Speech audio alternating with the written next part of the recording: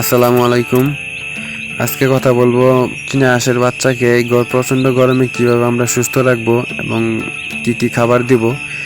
তো এখন প্রচণ্ড গরম, অনেক রোদ, যার কারণে আমি বাচ্চাগুলোকে ব্রুডিং ঘর থেকে বাইরে বের করে আনছি। আমার উঠানের এক কর্নারে মশারি টাঙায়া মশারির নিচে বাচ্চাগুলোকে রাখছি, যার কারণে কুকুর বা চিলে সহজে নিতে না পারে।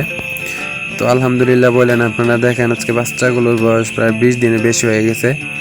তো বাচ্চাগুলো সুস্থ আছে, দেখলেই বুঝতে পারবেন কিরকম চঞ্চল দৌড়াদৌড়ি করতেছে, খাবারের জন্য পাড়াপাড়ি করতেছে।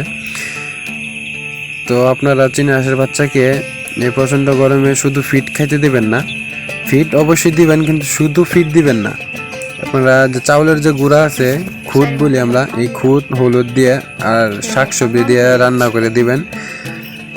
ওদেরকে খাইতে দেওয়ার আগে শুধু কিছু ফিট উপরে, এই রান্নার উপরে খুদ রান্না করবেন, এর উপরে ছিটাই দিবেন, তাহলে আপনার এই গরমটা কম লাগবে।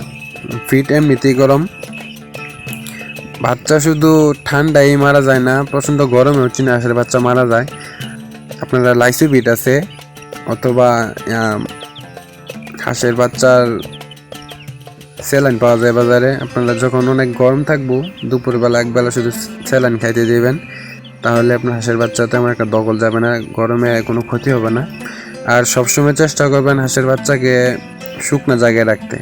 হাঁস থেকে শুধু আপনারা ভিজায় রাখবেন, পানিতে রাখবেন, এটা করা যাবে না, তাহলে হাঁসের বাচ্চা ঠান্ডা লাগবে। আর ঠান্ডার বেশিরভাগ বাচ্চা মারা যায় ঠান্ডা লাগার কারণে। যতটা সম্ভব শুকনো জায়গায় রাখবেন।